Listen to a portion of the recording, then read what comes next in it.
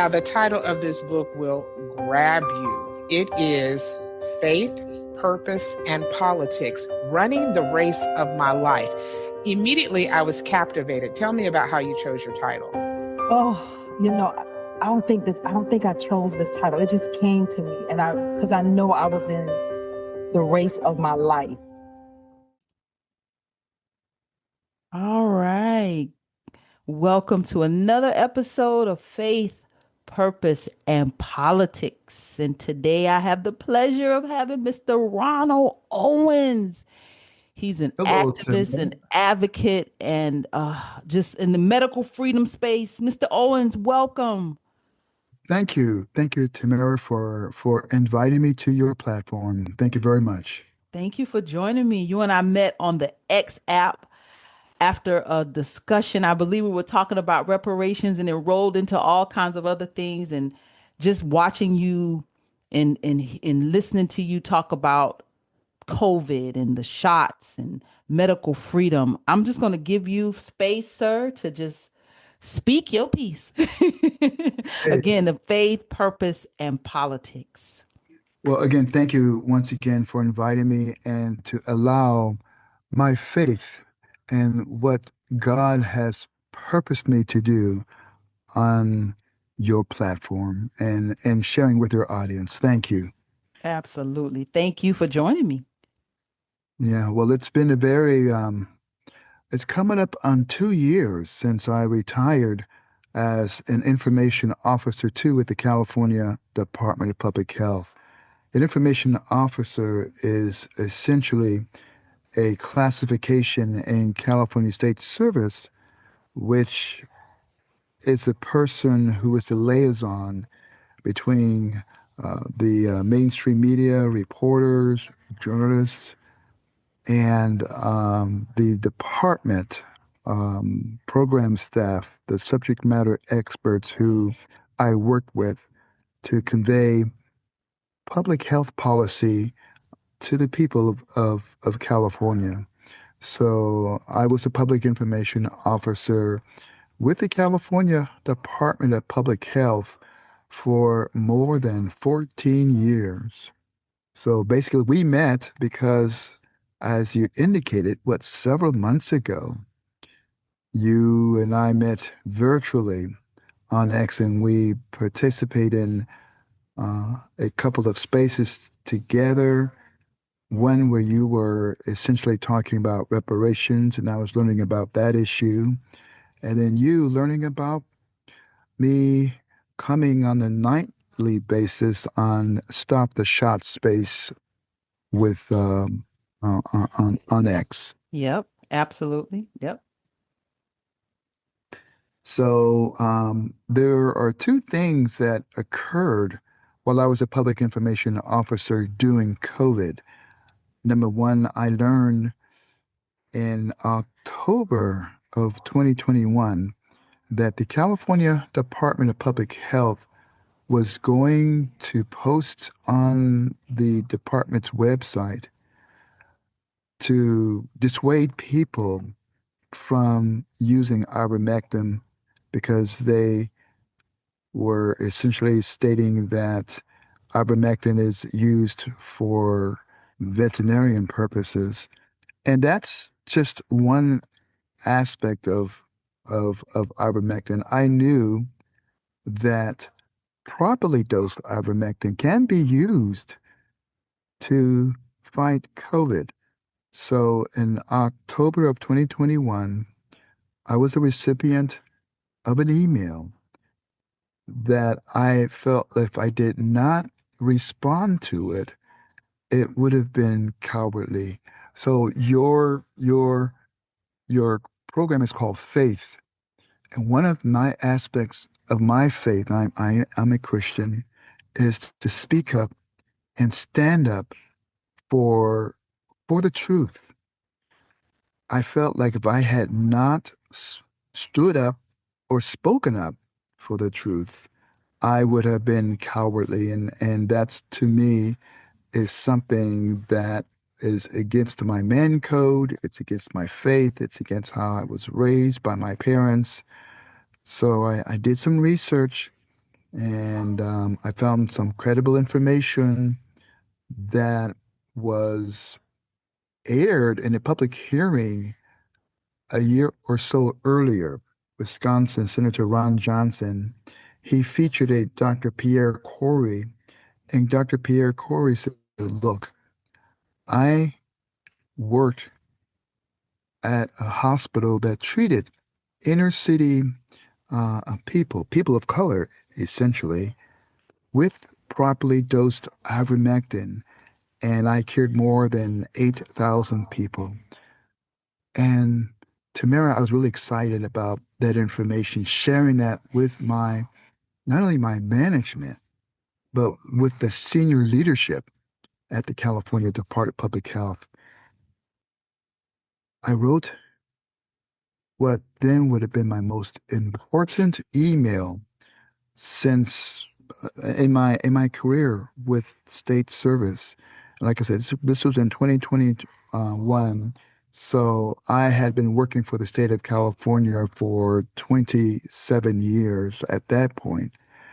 And I did this research, pulled this information together, and I shared it with not only my management, as I just indicated, but the senior leadership at the California Department of Public Health, which was or the director, who at that time was Dr. Tomas Argon, the assistant director, Kristen Seudor, two, three deputy directors and assistant directors, and I sent that email in October of 2021, hoping that they would take my advice, which was to present to 40 million Californians that properly dosed ivermectin can cure COVID, according to what I shared with the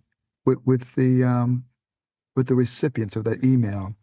So I knew that I was going against the grain because at that time CDPH was stating that people needed to take the COVID-19 vaccine, and they were saying that the vaccines are safe and effective, and any other treatment was not part of the agenda here in California. Anyway, so they responded hours later, and essentially they said, look, you're not a doctor. And number two, CDPH is not in a position to approve treatment. That's the job of the FDA, or the Food and Drug Administration. So that was that. And my thing is, look, we're dealing with this pandemic, and I think we need to think out of the box. But my management didn't see it that way. And I was disappointed that they didn't at least think out of the box and not really look at the information that I was sharing with them by subject matter experts in the department. So that's the first aspect of my whistleblower story working at CDPH. In hindsight, it's 2020. It is, yeah. So the second aspect of my whistleblower story appeared or happened 6 months or so later. I was on Telegram. I usually just go to Telegram to just look at information. And somehow somebody posted a video of the Department of Health and Human Services Secretary, Javier Becerra. He was, um, what's the word? A participant in a convening on equity summit in April of 2022. And he was talking to the panelists on that particular um, convening on equity summit. And he's talking about the COVID-19 vaccine. And he said, quote, we know these vaccines are killing people of color, blacks, Latinos, indigenous people at about 2 times the rate of white Americans. And Tamara, I was so shocked at listening to that video. I had to replay it over and over and over again, thinking, am I hearing what he's saying? So I kept replaying it, listening to it. I backed it up, listening to it in context, and I just couldn't believe what I was hearing, that one of the highest ranking officials in the Biden administration was saying, look, we know these vaccines are killing people. So And I killing people disproportionately. exactly. Mm-hmm. He admitted that the COVID-19 vaccines are killing people of color, and he was a man of color, and he is a man of color. He's a Latino. He said, we know these vaccines are killing people of color, blacks, Latinos, indigenous people at about 2 times the rate of white Americans. Okay, so I'm a researcher, and I did some research, went to the vaccine adverse event reporting system, and I couldn't find any specific information that the COVID-19 vaccines were killing people of color twice amount than blacks, Latinos, indigenous people at about 2 times the rate of white Americans. I couldn't find that information, but I did find some information according to the vaccine adverse event reporting system that the COVID-19 vaccines were killing people, period. And at that time, I'm trying to remember, I can't remember the odd number, but more than 26,000 people at that time were had been injured or actually what 26,000 more than 26,000 people across the United States died from the COVID-19 vaccine, and scores were injured. And so they were injured in a lot of categories.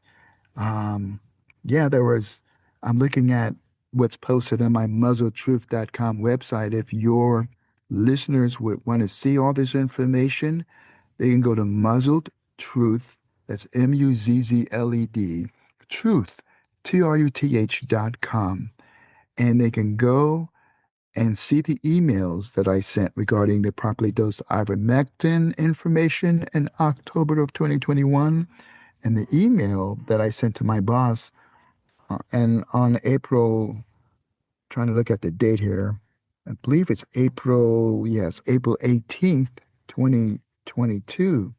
So in that email, according to VAERS that I cited, that there were more than 149,000 hospitalizations, more than 127,000 urgent care visits, more than 187,000, um, um, uh, 127,000 urgent care visits, and 187,000 doctor office visits.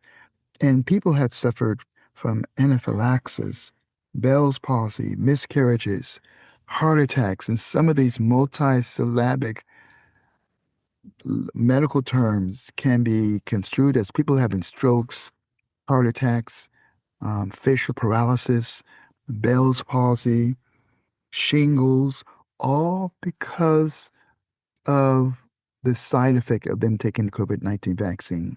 And let me state this. It takes a lot for someone to sit down and fill out a vaccine adverse event reporting system. It's a database system that is co-managed by the FDA as well as the CDC. And I understand that if you fraudulently fill out a VAERS report, you're opening yourself up to be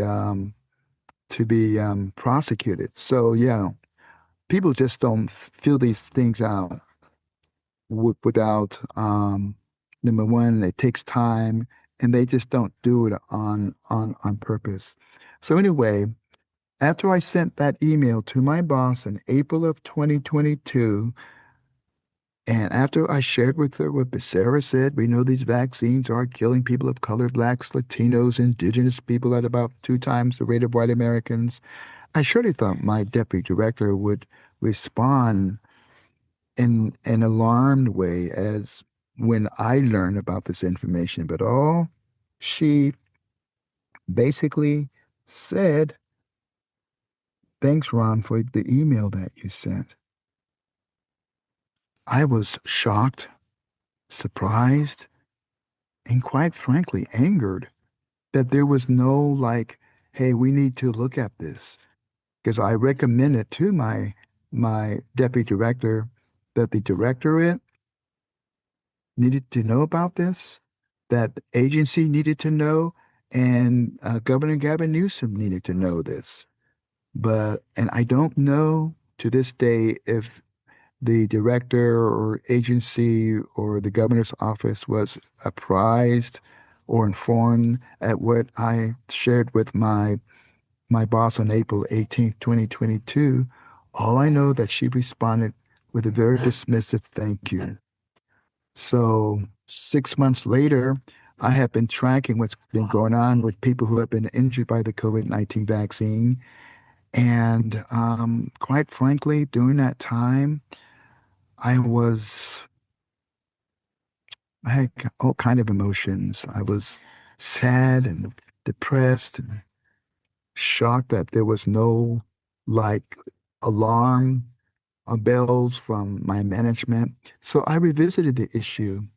I revisited the issue several months later, and at that point, an additional 5,000 people had died from the COVID-19 vaccine. And basically, I believe the count was more than 31,000. And quite naturally, if there's going to be increase in deaths, there's going to be an increase in all of those 10 categories of people having strokes and seizures and facial paralysis and sudden deaths and so forth. So that particular email that I sent to my boss, to this day, I didn't receive a response from, but I did receive a response from my immediate supervisor. And basically, he his response was that I was sharing with them my personal opinion. And he said that my views are in conflict with the department and my research findings on vaccinations. And I'm thinking, this is not my view. This is what Becerra said. We know these vaccines are killing people of color, blacks, Latinos, indigenous people at about 2 times the rate of white Americans. The data that I shared is data from a federal website. He basically also stated that I needed to learn more about CDPH official position regarding COVID-19 vaccine, and he expressed concern that my personal research efforts may be a misuse of both state time and equipment. Essentially, that was a veiled threat, and I knew that. And at that point in time, thinking, you know what, I need to protect myself. So I researched in October, November, December of 2022 whether I should file a complaint with the Department's Civil Rights Units. I mean, here are the optics. I'm this black guy. It's so outrageous. It's comical. I'm this black guy telling my 2 white superiors that we know these vaccines are killing people of color. And what did my 2 white superiors do? They threatened. They threatened to discipline the black guy. And this is supposed to be in liberal California. This is not like in Mississippi or Alabama or Georgia. This is a state that prides itself of being of having diversity, equity, inclusion. But you know what?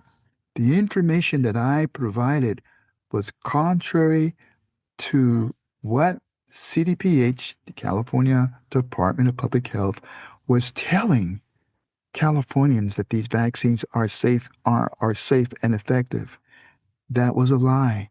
And the truth that I was sharing with them was went against that narrative, and they couldn't have that.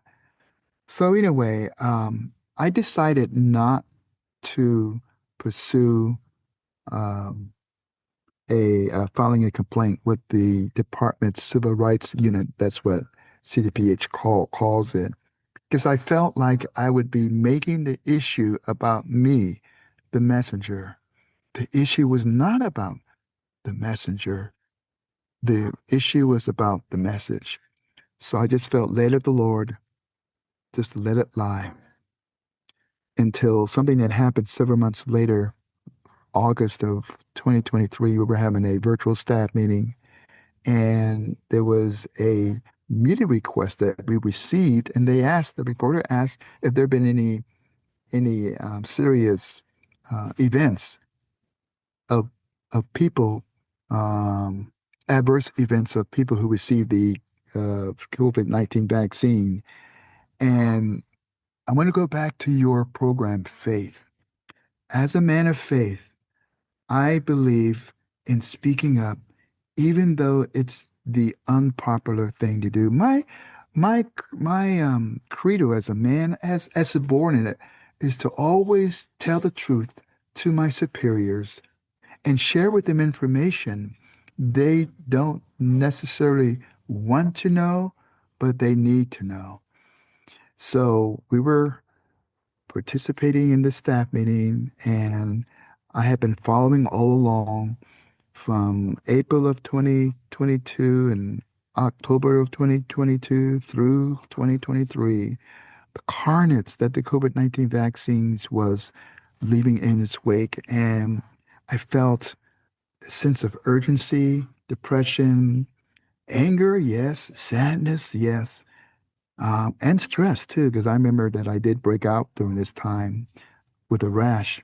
But anyway, during the staff meeting, I I shared what was on my heart with about 12 other of my colleagues on that call. And you know what? The deputy director, she told me to be quiet. And in my family, and quite naturally in the Black community, we know to talk smack, okay? So basically, I remember, we've had really a lot of family arguments throughout the course of my life. And you know how we have a family argument. It could be just like a healthy discussion or disagreement or debate, and talking issues. You just keep talking, and the other person is talking, and I just kept talking, sharing with my colleagues what Sarah said. We know these vaccines are killing people. I wasn't too articulate at that time because it was a stressful situation, but I wanted my colleagues to know what I knew, to share with them what I learned, to let them know that the information that I was sharing with them was from a high-ranking Biden cabinet official. And the deputy director didn't want me to share this information with my colleagues. So she tried to shut me down, but I just kept talking smack, just kept talking. And when saw that I wasn't going to be quiet, she directed the media team supervisor to shut down the call. And I remember her saying it two, three times, and I was still talking in mid-sentence, and our Teams meeting, it's like a Zoom call, but in the state, we call it the Teams meeting. The Teams meeting ended. Hours later, I received an email saying that I was acting I don't know if the word was belligerent, but I wasn't respectful. That's right. I wasn't respectful to my management. I need to be kind. And then days later after that, I received a counseling memorandum. And essentially that counseling memorandum was telling me to stop sharing my personal beliefs, to be kind to my superiors, to promote what we're doing at CPH. And the counseling memorandum The terms of it, which I did not sign, by the way, but the terms of it was, look, you're to behave yourself for a full year. This counseling memorandum is going to be in your personnel file. After a year, you can petition to have it removed. But if you do something within that year, they didn't really come out and say that, but I knew they were setting it up for me to have my pay docked. Can you imagine? I'm sharing truthful information.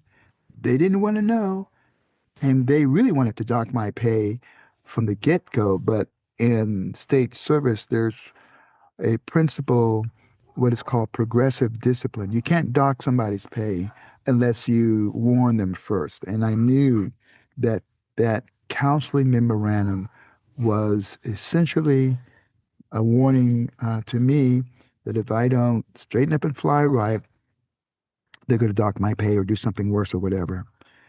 At that point, I knew that it was time for me to leave. So I announced my retirement, and I retired just about 2 years ago. Coming up December 31st was my last day working for the state. I didn't want to retire when I did. I didn't know that when I retired that, oh my Lord, I immediately incurred a 55% pay cut. That was the difference between my salary and my pension. I had wanted to work there longer because the longer you work, the more you pad your pension. Plus, I liked what I was doing, and I was the most tenured employee at that time. So, but it's not about money. My faith is in God, doing the right thing. God's got to take care of me. I did pull Social Security, which I didn't really want to do in early 2024, but I had to make ends meet. And after that, I wrote a book called Muzzled Truth. People can go to muzzledtruth.com and they can order my book. And I established a website and I spoke before small groups. And in May of 2021, excuse me, May of 2024, I had a meeting, which happened to be my birthday, by the way, May 15th, with Sue Frost, Sacramento County Board of Supervisors Sue Frost. And I shared with her all this information that I shared with you and your listeners back then in May of 2024. And so I appeared at the Sacramento County Board of Supervisors a couple of weeks later. And for people to follow me on X, my handle is Muzzle Truth One. So there's a photograph of me or picture of me standing, speaking at speaking period at the rostrum, and there's some people standing behind me in support of me. That profile picture is on my Muzzle Truth One X page. That was the very first time that I stood before a California Board of Supervisor meeting, and it happened to be Sacramento County, where I live, and shared with them.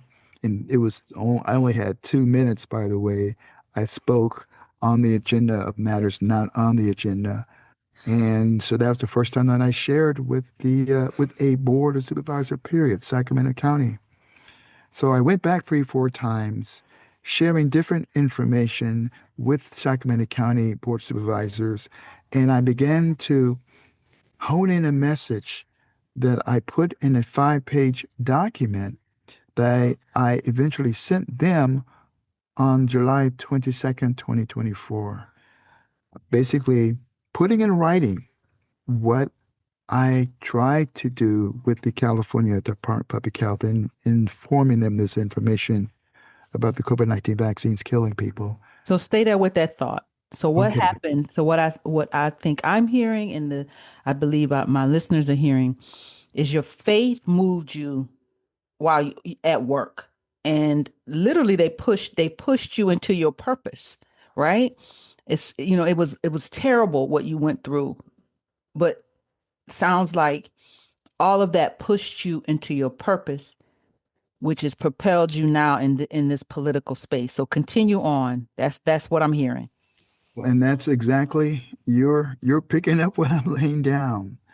Let me share something that happened. I think this was in October of 2022. After I sent my second COVID-19 vaccines are killing people email, right before I sent it, I remember walking outside and I went to check the mailbox and I looked at the sky and I said, Lord, what are they going to do to me when I send them this email? Because quite naturally, I was on thin ice. I had sent the email about the COVID-19 vaccines are killing people the previous April. I had already sent an email the previous October of 2021, sharing with the senior leadership that properly dosed ivermectin can cure COVID. So I was on thin ice with management. So I remember looking at the sky saying, Lord, what are they going to do to me when I send them this email? And I felt this voice of God inside me saying, what am I going to do to you if you don't? That part. Obedience. Exactly. Obedience is better than sacrifice. Obedience. Yes. So you're right. That my faith in them not listening to me, being intransigent, that propelled me in my purpose. There is this scriptural passage in the book of Revelation. I don't have it memorized.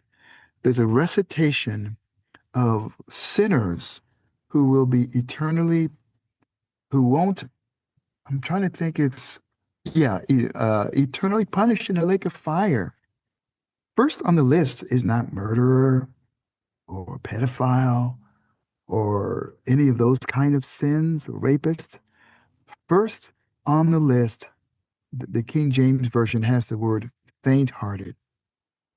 The synonym for faint-heartedness is a coward.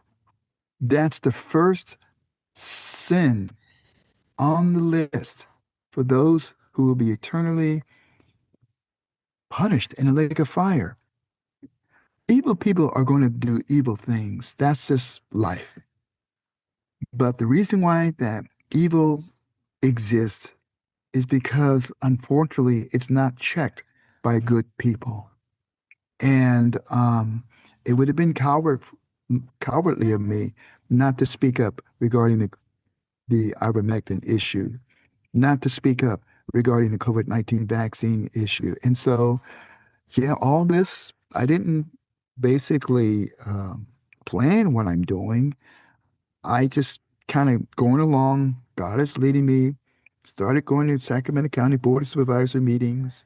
Decided to formalize my verbal comments because you only get 2 minutes, as I said, per appearance. Put that in writing, thinking, you know what? I think the 57 other county board of supervisors need to also know this information. So And there lies your politics. So we got the it's faith, we got the purpose, and now your politics and how you've traveled around California. Tell everybody, tell the listeners what you're doing. okay. Well, after I sent that email to all the 57 other county board of supervisors on July 29th, 2024, matter of fact, that took about a good week for me to do all that. I did it all by myself, going to 57 websites, 57 county board of supervisor websites, copying and pasting all the email addresses, total of 358. Post all of those email addresses in on my iPad, creating 57 separate PDFs addressed per county. It took about a good week. And I sent all that out. And after I sent that out on July 29, 2024, I'm thinking, you know what? I think I should follow up by going from county to county. So the reason why that I am interacting with the counties is because CDPH, the California Department of Public Health, has this relationship with the county health officers. Because I used to be a listener on some of these calls where department subject matter experts would share information with the county health officers. with the county public information officer. So CDPH has this relationship with county officials throughout the state. And when I retired as a public information officer on December 31st, 2023, my oath as a public information officer or state worker did not expire. So I started traveling from county to county, started with neighboring San Joaquin County and Stockton. And then I went through um, basically 50 other counties since then throughout the state, riding a Can-Am Spyder motorcycle. For those who don't know anything about motorcycles, or perhaps those who do, my particular Can-Am Spyder is it's considered like a tourist, a cruise. You can sit and ride across the United States. Matter of fact, my motorcycle came with suitcases. I got suitcases. Anyway, so I've been riding my Can-Am Spyder, two tires in front, one tire in back motorcycle throughout California, speaking at various board of supervisory meetings and sharing them in 3 minutes. Normally you get 2 minutes. Some counties give you three. Some counties like Lord, Santa Clara, and San Mateo only give you 1 minute. And so I can be seen. If you go to my website, muzzledtruth.com, there's a Rumble button on my website. You click that and you see the videos where I've appeared at various counties throughout the state. So there is a process of what I'm doing. Every county, when I complete my 58 Stop the Shots tour, will have 3 written notifications. One written notification in July of 2024, second written notification in December of 2024, third written notification after I appear before them. So each county will have 3 written notification and 1 in-person appearance. I am producing receipts for any lawyer who wants to basically hold these public officials accountable for not doing what they should do. And that's at least, even if you believe that these vaccines are safe and effective, and I emphatically believe that they're not, but even if you do, as a county official, I tell them, according to Health and Safety Code, California Health and Safety Code 1025, they have a statutory responsibility to preserve and protect the public health. At least they should be informing their residents on their website, in social media postings, and however they communicate, saying, look, these vaccines are not safe and effective for everybody. Some people haven't been affected by the COVID-19 vaccines, but as I have indicated, there have more than 96,000 Californians have filed entries with the vaccine adverse event reporting system, and 796 Californians, I believe that's the number. I'll just say more than 700, just to make sure that I'm journalistically accurate. I don't have the exact number in my mind, but it is written in the documents that I have created. Okay, look, if there was a gathering, a banquet of 1,000 people somewhere in the state of California, and 700 of those 1,000 people died from food poisoning, wouldn't that particular incident generate some response, emergency response? Mm-hmm. Mm-hmm. But that has not happened with the board of supervisors that I have shared this information with. Some just sit there and they look at me. Some are shocked. Some, I can tell by their face, are sympathetic. San Luis Obispo County, oh man, I just felt bad vibes from those board of supervisor members. They just scowled at me like, how dare you speak up against these vaccines, they're safe and effective, you know? Mm-hmm. And speaking of purpose, I am the perfect messenger to deliver the message that I've been delivering. I could have called in. Some board of supervisors, you can call in. You can appear on Zoom or call in on the phone. It takes great amount of effort, and I've ridden more than 14,000 miles on a motorcycle line, 68 by the way. So the weather, the older we get, it seems to affect senior citizens more. And I have a kid heart, but chronologically, I'm a senior citizen. you But know? God called you for such a time Exactly. as this, and this is you moving and operating in your faith.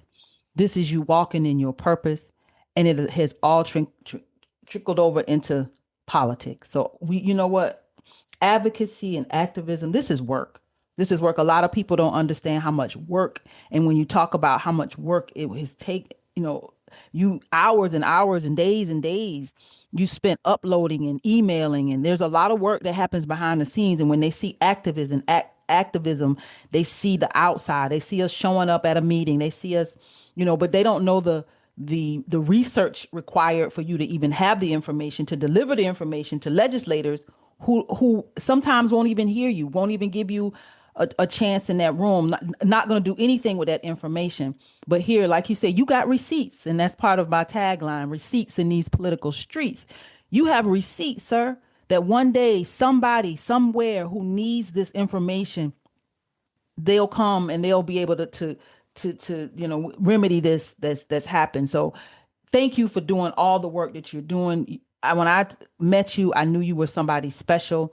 I definitely wanted to stay in touch. I follow you. I come into the spaces on X and listen, and I'm learning. We're there's so much left to learn. Like we still don't know all that these shots have done. We still don't know. And they didn't know when they put these shots out what was going to happen. I believe many of us didn't know, but those who put them out, I think there was an agenda. So that's a whole nother conversation. It definitely is because I agree with you. And the agenda was and is depopulation. Yes, yes, yes, Yeah, it angers me and saddens me at the same time. I'm an expert witness in a case in Fresno County. Michelle Spencer is a nurse who noticed a 400% increase of babies dying since the administration of the COVID-19 vaccines. yes. I And understand. this becomes an episode, a bigger, another episode, an opportunity for us to bring you back, and you bring us up to speed on the work that you're continuing to do. This is your look. You're walking in your purpose, your faith activated. Now you're moving in purpose, and it's politics, and we just want to say thank you for all your hard work. Thank Well, you thank for you. being a Thank you voice. again. Thank you again for allowing me to share my story. Hmm. Thank you. And heeding that call. So listen, before we head out, tell my audience again your website, your social media, your email, whatever you want to give them. Let them know how to reach you if they need you. Well, my website is muzzledtruth.com. That's muzzledtruth.com. And there are documents on my website, emails that I shared, and documents that I've sent to the board of supervisors that people can read for themselves. And my contact information is on my website as well. If you scroll down to the bottom, you can see my email is Ronald at muzzledtruth.com. And I also want to invite people, if people want to buy my book, I'd appreciate it. Help pay for gas. And I Buy appreciate it. his book, y'all. Buy his book. Yes. Tell us the name of the book and where we can find the book. The name of my book is Muzzled Truth. And basically, yeah, it's titled Muzzled Truth: How the California Department of Public Health Rejected COVID-19 Treatment and Vaccine Health Risk Warnings. It's my sixth book. I wrote it in such a way that it can be read in one sitting. I even made sure that the print is large enough, because sometimes I believe that large print books is more palatable for the reader than really small print. And I wanted to make sure that the content was easier for people to read and to digest. Absolutely. Absolutely. So y'all, thank you, Mr. Ronald Owens, Muzzled Truth. But Thank you for joining me, sir. Thank you for having me. I really, really appreciate it. Now, the title of this book will grab you. It is Faith, Purpose, and Politics, Running the Race of My Life. Immediately, I was captivated. Tell me about how you chose your title. Oh, I don't think I chose this title. It just came to me, and because I know I was in the race of my life.